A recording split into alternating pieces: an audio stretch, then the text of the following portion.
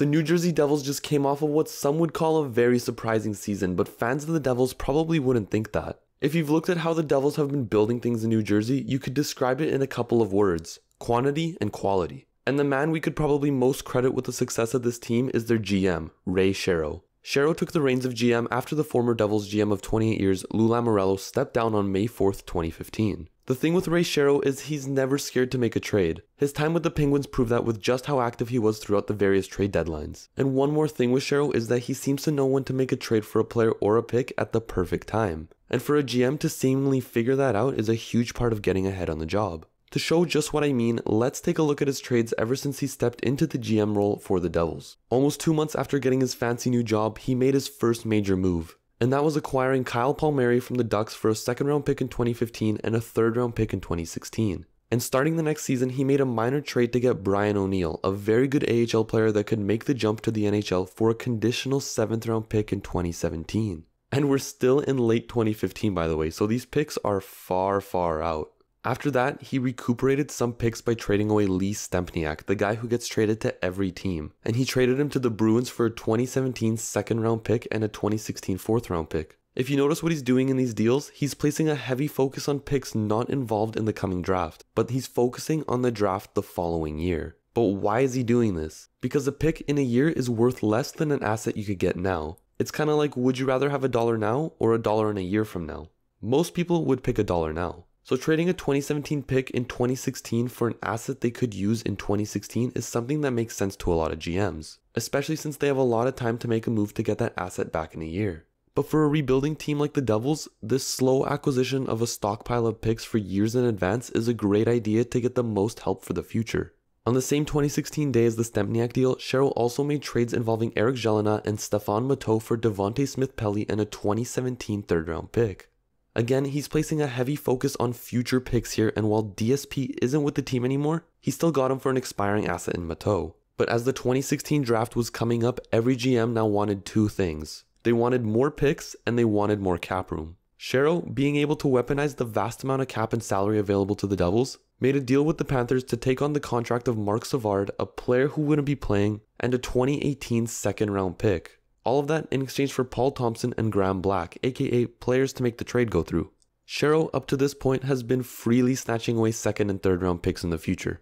And he's doing so for very little. A second round pick at the deadline and the draft for that current year is worth a lot, so Shero was building quite the arsenal of picks in his back pocket. What's another easy way to acquire more picks at the draft?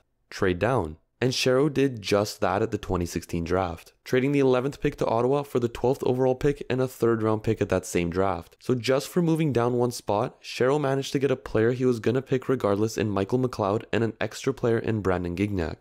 Now, it was after this point when the entire vision of the New Jersey Devils shifted from let's rebuild to let's try and make a push at something. Because on June 25th, 2016, Ray Shero became a buyer after months of being a seller. He traded a 2016 third-round pick to the Penguins, which became Connor Hall, in exchange for Bo Bennett. And while this trade doesn't exactly pop off the page, it's the trade that happened in the next few days that may have altered the future of the Devils franchise. That's right, on June 29th, 2016, the Devils acquired Taylor Hall from the Edmonton Oilers in exchange for defenseman Adam Larsson. This trade is Shero's magnum opus and will probably be the pinnacle trade of his tenure at New Jersey. But after that, the Devils made a few more trades involving fringe players for future picks, like dealing Fiddler for a 2017 4th, P.A. Parento for a 2017 6th, and Scott Wedgwood for a 2018 5th. He also made a number of trades to strengthen his farm team, which usually just involved trading a depth AHL player for another depth AHL player, but the player coming back would fill a positional need somewhere in the system. The 2017-2018 season brought back more of the buying ratio that we saw at the end of the 2016-2017 season. They went all in on their roster, buffing up their current defense by acquiring Mirko Mueller and Sami Vatanen,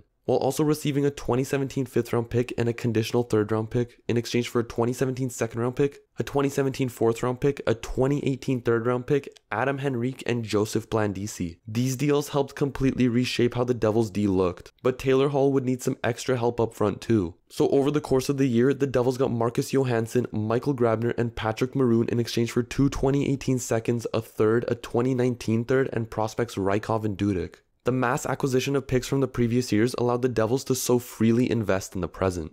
And if we look at the picks that the Devils made in 2016 and 2017, they made 9 and 11 picks for 20 picks total in those 2 years. And that includes good quality picks like Michael McLeod, Jesper Bratt, Fabian Zetterlund, Nico Hischier, and Jesper Boqvist. They also have 6 picks so far in the upcoming 2018 draft, which would bring the prospect pool to 26 picks made in 3 years, which makes for some tidy work by the GM and scouting staff. Making a lot of picks of high quality isn't one of the only things that can lead to a successful rebuild, but managing free agency properly is an activity that could make or break an entire team structure. The Devils haven't tried to overreach for big names on the market during the Shero tenure. One of the most notable names on the list of free agent acquisitions has been Brian Boyle, who is exactly the type of guy you need for a younger team when going into the deeper parts of the season. Otherwise, the Devils have placed a heavy focus on inking guys like Drew Stafford, who can be useful depth players for the team and can also be swapped out later for an asset if they need to be. Not getting locked up in team-crippling contracts during free agency is very important for a team, and it can take a lot for a GM to not get swept up in the moment of free agent frenzy. But so far, Shero has done a good job of staying away from those monster deals that seemingly always get handed out. It's especially good to manage the cap this way when you know that you have a lot of good players that'll need to be paid handsomely in the near future. Ray Shero is a GM that has a great eye at evaluating the near future needs of a team and potential needs in the future, and he does so while carefully balancing acquisition costs with the selling of assets for things in return that seemingly have very low present value. It's because of all of this that I think Ray Shero is a model GM, and I think it's safe to say that the Devils are going in a very good direction with him in charge. And that is the Ray Shero model of rebuilding a team. I hope you liked the video, and I'll see you in the next one.